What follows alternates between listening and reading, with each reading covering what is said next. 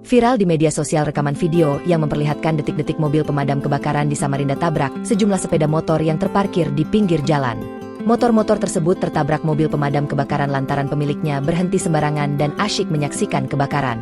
Peristiwa ini pun kemudian ramai menjadi sorotan usai diunggah akun Instagram Terang Media, Jumat, 23 Agustus 2024. Dalam video terlihat mobil pemadam yang tengah terburu-buru melintasi jembatan perniagaan, Pasar Segiri, Samarinda, Kalimantan Timur. Namun di pinggir jalanan yang cukup sempit itu terparkir sejumlah sepeda motor.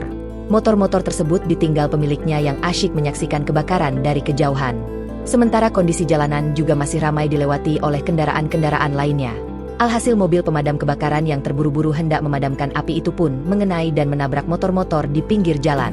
Akibat berhenti sembarangan demi menonton musibah kebakaran, beberapa motor yang menepi ketabrak mobil damkar. Lokasi jembatan perniagaan Pasar Segiri, Samarinda, tulis akun tersebut. Motor yang tertabrak bahkan sampai terpental dan mengenai kendaraan-kendaraan lainnya.